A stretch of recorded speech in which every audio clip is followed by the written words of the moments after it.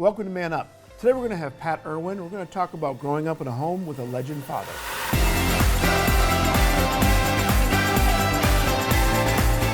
Man Up is a series that challenges men to become strong, unique, discipled followers of Jesus. Hosts Troy Ferguson, Brent Zimmerman, and Victor Thomas. Welcome to Man Up. Today I want to talk to you about excuses. You know, when I grew up, I was under the mentality of just tell them. Those are three words that kind of impacted my life, and I just want to talk to you about that for a moment. Whenever you're looking to do something and you're late or you're not able to do what is expected of you, there was mentality that I just had growing up to say, just tell them this happened, just tell them that happened. And I began to see the difference between an excuse and a reason. An excuse is something that we might say, we got stuck in traffic, that's why we're late. Kids often say, my dog ate my homework, or whatever it is. We have this mentality of giving an excuse. And I'll tell you one thing that I've heard as a worship leader and things, I've heard one thing repeatedly when someone's late in the morning. The excuse of, my alarm didn't go off. And I might even use it myself from time to time. But the reality of it is, we know that there's enough technology out there that you can have multiple alarms. So the excuse of my alarm didn't go off just isn't valid. With that being said, I do believe there are at times justified reasons for something not to happen. You are on your way and there was a car accident, or you were in a car accident. You got a call from the doctor, something happened to your parent. Whatever it is, there are justified reasons for things not being able to get done.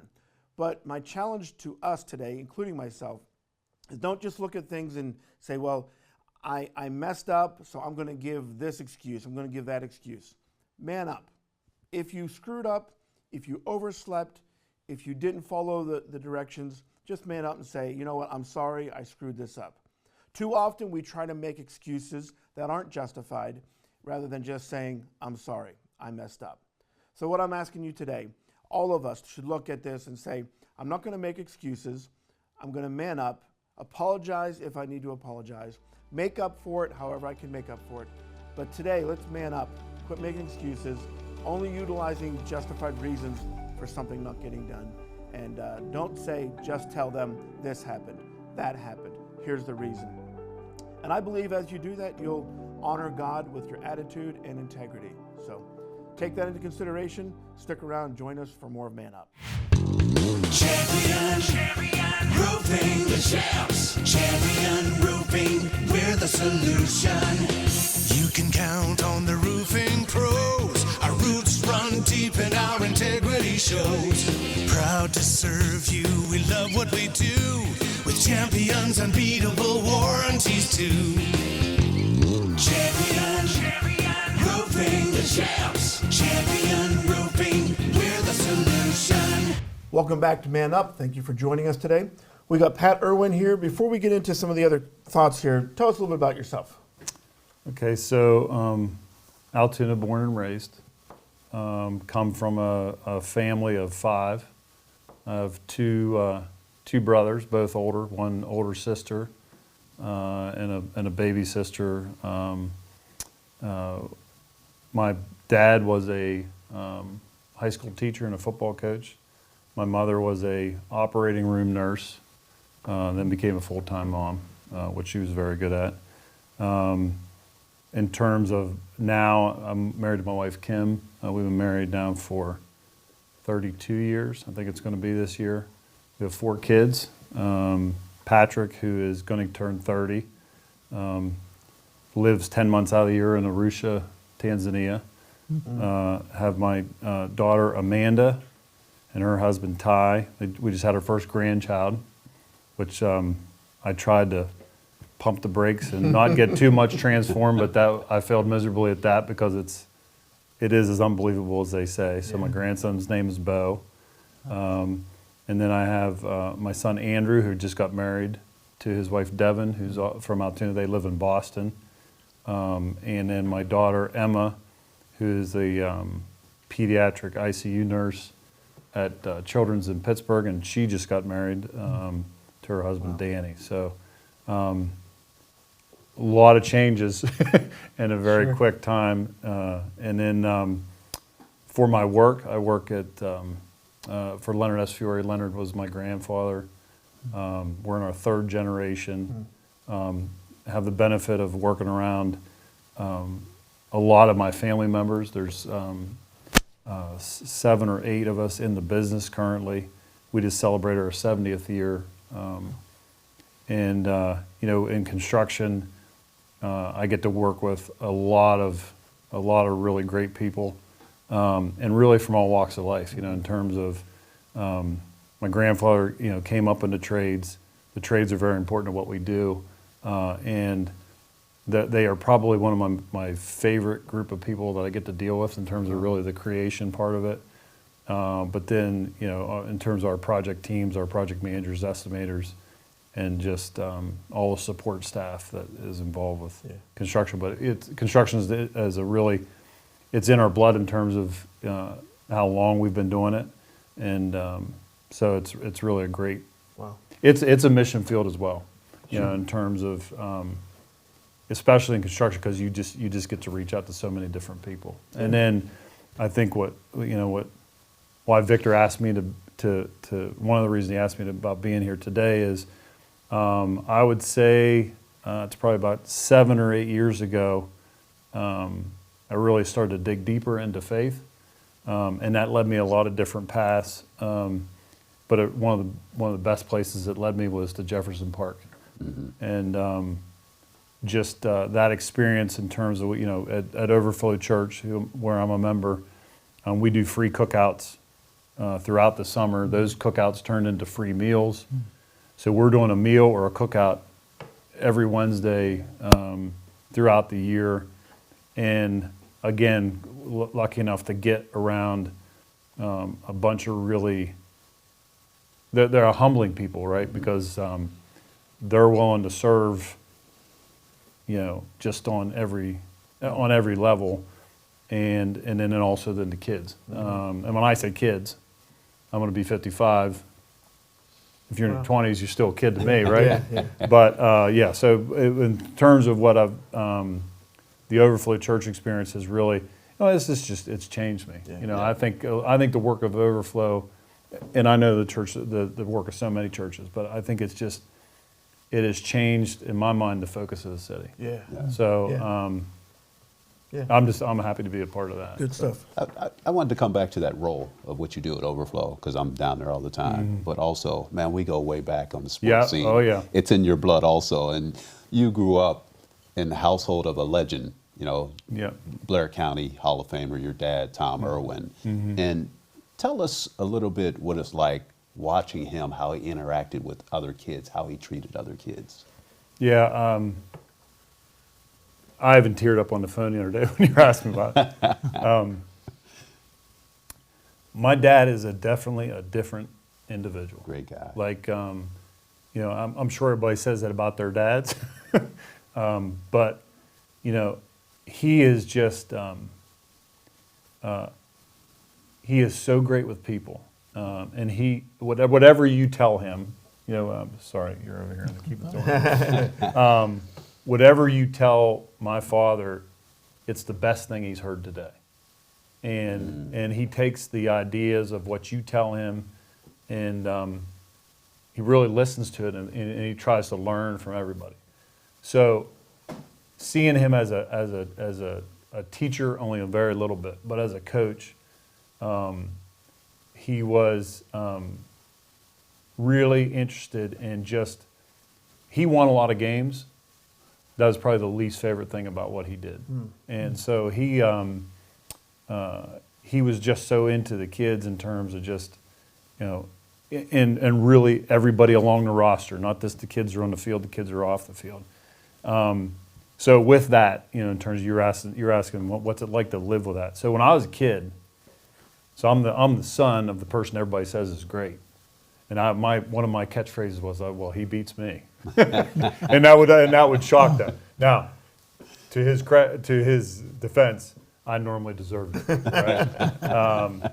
But I do think as I've gotten older, I told Victor this the other day, I got into coaching. I coached for about 13 years.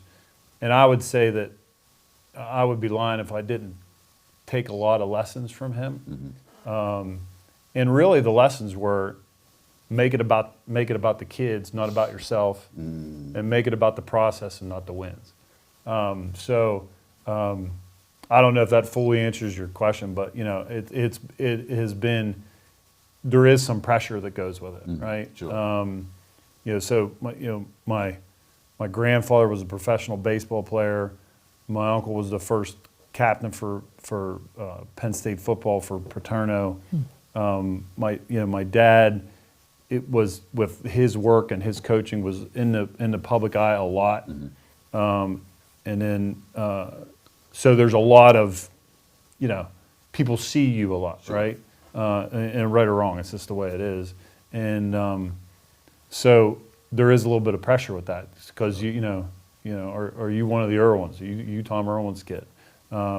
So I do think I probably didn't deal with that great when I was a kid, but he also gave me the space to not handle it well. He never, I was telling Victor the other day, he wasn't a heavy-handed guy. So I think it comes with the pressure, but I think when you're dealing with somebody who you think is genuine, I think it's you with maturity you learn to appreciate it. Yeah. Sometimes parents try to give unsolicited advice to their kids to try to, to try to change their decisions or to sway them in a certain way. What are some ways your parents allowed you to kind of figure things out on your own? Well, so I explained to Victor. So in my house, and people who know my dad is he is a free spirit. Right, so he's not about telling Victor has experience. Like he's not about telling you how you should be or shouldn't be. And my mother she was a disciplinarian, but in both their cases, they really they set boundaries in terms of a foundation. But we were and there was 5 of us, right? So it wasn't like you weren't just paying attention to one kid. We were expected to make our own path, and they gave us the space to explore. Now, if we had an interest and we needed some help, but the interest came from us, and then they would, okay, well, maybe you would think about this or that or the other thing. So I think that their example was to guide, but not to tell. And I think, and Victor and I talked about this a little bit the other day. So in my coaching, one of the things I've really seen a lot of is parents are just so adverse to letting their kids fail. And we all know that failure is how you learn.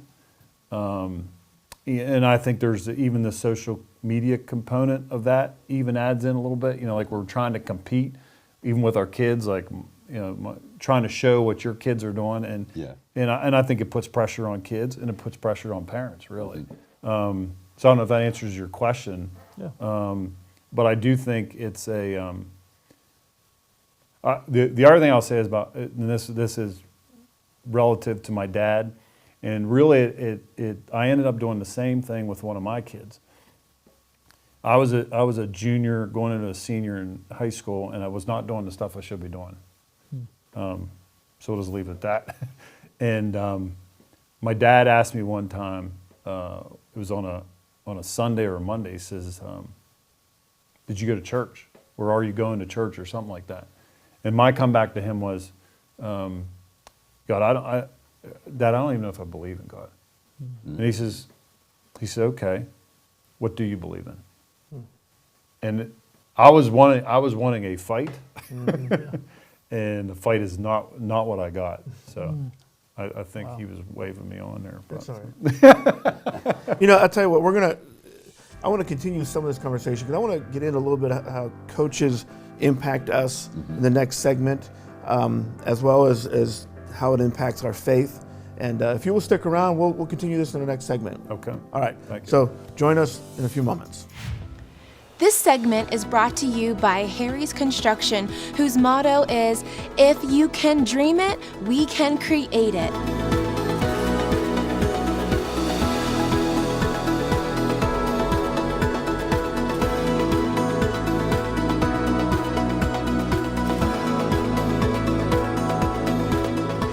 They are the kitchen and bath design experts, so call Harry's Construction for all your remodeling needs. Welcome back to Man Up.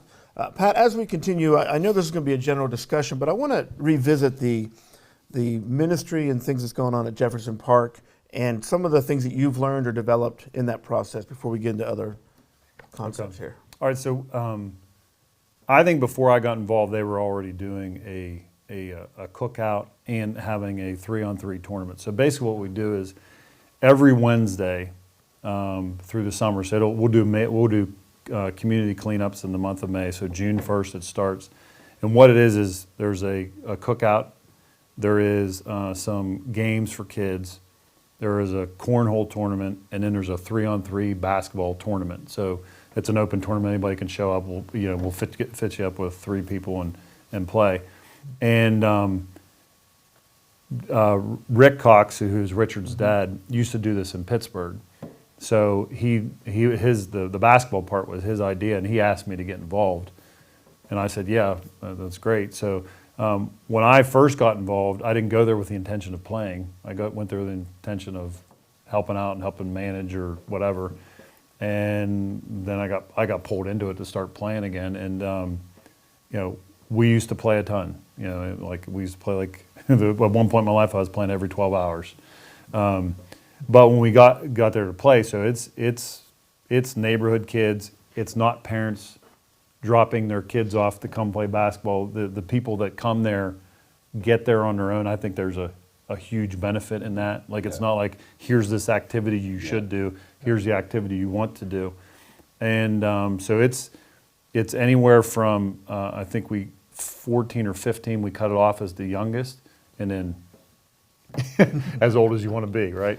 But it's been a really great experience in terms of when I first got there. So the language isn't always great, the behavior's not always great.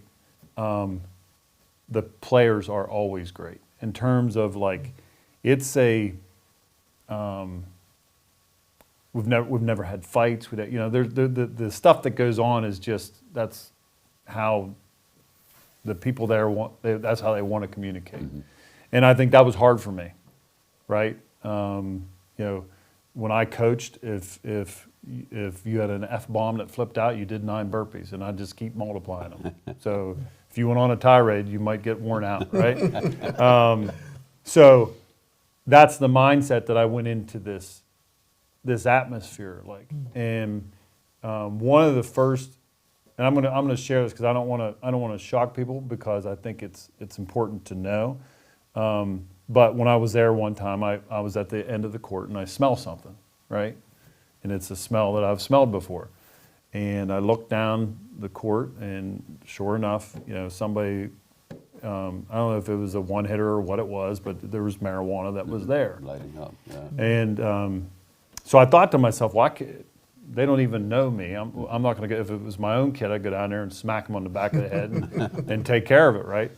But it wasn't that. And this is one of the first times I was there. So I just figured, well, okay, so I'll just walk down and I'll sit down beside him and then, maybe that'll clear it up. So I went down and I sat down and they weren't fazed by me. And it wasn't like I tell people this story all the time.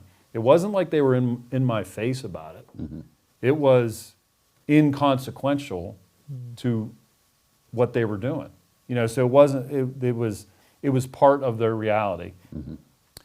So to me, that's a wake-up call, right? Okay, so now I'm in a different atmosphere where these kids, they weren't doing this because they thought it was wrong.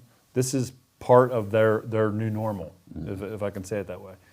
And I've had lots of experiences like that where you just got to walk alongside somebody mm-hmm. and not correct them. And that's super hard to do. You know, Yeah. Yeah. It takes a history sometimes. Yeah.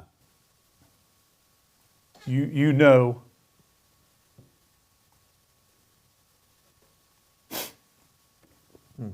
You know what it takes, right? Family, professional, education. You know what it takes. And when you see somebody who's going down the wrong path, back to your earlier question, you want to course correct as quickly as possible. Yeah. Yeah. Yeah. I learned pretty quickly that the things that I had been equipped with, the tools that had worked for me, they weren't even aware of. You know, I had a conversation with a young guy one time where he was going to cyber school. And I said, why are you going to cyber school? He said, well, he said, I'm doing well. And I said, yeah, but what, like, if you get in trouble, like if you have trouble in school, who do you reach out to? And he was having trouble at the time. And I could tell, you know, I started to say, like, I said, well, why don't you start spending just a little bit more time each day on the subjects you're having trouble with. And then when you get those stopping points, how about reaching out to the school and get resources? It was going right over his head. He was hearing me about making a list, prioritizing, but it wasn't hitting home. Yeah. And I think that's, to me, that's why my heart breaks for these kids, because they are really good kids. And I mean, and I'm not just saying that, I'm saying like across the board. Even the kid that comes in and you think he's got all this bravado, you know, you get to spend week in and week out with them, you know they're good kids. And I'm just, you know, labeled by society because of what they see on the outside, but they also don't know them. And, but I think, to me, that's really why I enjoy it. That's why I keep coming back. I'm hoping physically that I can keep coming back, because that's the one thing. It's like, I am 55, they're 20, and sometimes stuff doesn't work, right? But I don't know if I answered your question, but I'll tell you what, Pat, let me, you know, this is not where I thought we were going to go, but this is very significant here. Talk a little bit about, with your dad as a legendary coach in the area, and you seeing his coaching and you being a coach, how has that impacted the ministry that you're doing with these kids? Because you're having to adjust from your plan or what your concepts were, and what has that been like as you've been going through this journey?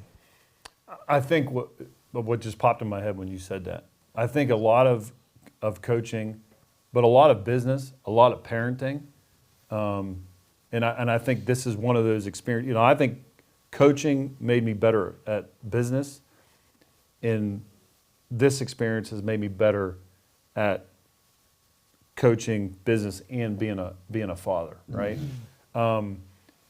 You need to read what people need. Like, it can't be when it comes to kids, it can't be what you want them to be or how you want them to do it. You've got to be able to show them. There's a guy here in town who's a consultant, John Moore, who says people don't argue with their own facts, and that's the same for a kid. You've got to put enough in front of them that then they garner the interest, they garner the desire, and then they want to go after it. If again, this loops back to what you were asking earlier. You can't put something out and you can't make somebody want something, but you can walk alongside them. And I think, and I, you know, in terms of the question about my dad, I think that's what made my dad so good. He used to be a teacher at Hollidaysburg High School for like 30 some years, and he had to watch detention. And one of the rules about detention was you couldn't wear your hat in detention. And my dad just would not enforce it. And people got so mad. he said, these kids got lots of things to worry about, and wearing a hat isn't one of them, right? So I think I have borrowed that from him. You know, and you know Richard Cox, and you know, I don't know how much you know his dad, but there's more of that in them too. Yeah. You know, like somebody said the other day, it's so hard to say no to Richard, because if Richard asks you to do something and you say no, he says okay. And like, There's nothing. There's no like, I really wanted you to do that, or can you reconsider? It's like, it's a no. Yeah. Yeah, that's fine. So I do think, man, I really think when it comes to, I get so mad when I hear people say kids today, because first of all, we're responsible for kids today. Like the kids today are away because of how we've brought them up or not brought them up. Yeah. A baby today, a baby in 1970, a baby in 1950 starts off with the same promise. So it's what has changed is how they're being nurtured and what they're being exposed to. That's so true. Have you seen any success stories, the work you've done the last few years with, this program? Any kids that have come out of it and they've gone on a I good wish path? I could say it's wildly successful. Yes, I have seen success. There's a name that some of the guys that play use it in terms of referring to each other that is endearing, but you might be shocked by. And I was called that, and then when I was called that, I thought to myself, I've arrived, right? Like now I'm in. But I would say one kid in particular who came there very angry, big kid.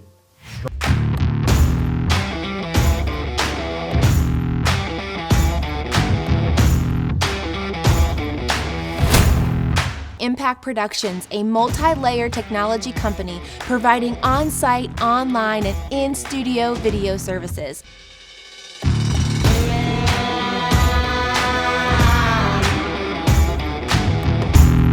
Contact Impact Productions to capture your story.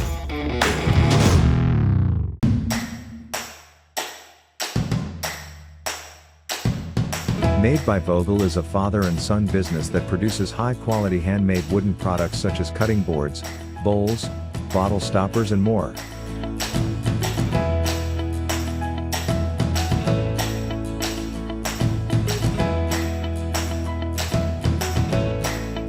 Products for sale can be found on their Etsy site or in downtown Altoona at the Clay Cup. You can't go wrong buying from Made by Vogel. Next time on Man Up, we're going to have guest host Brent Zimmerman. And we were going to a church in Williamsburg, and she said, hey, I signed up to get baptized. Would you join me in that? And I'm just kind of like, yeah, I did that as a kid, So I just was like along for the ride. But when I got baptized and when the water came out, I knew in an instant something happened, something changed.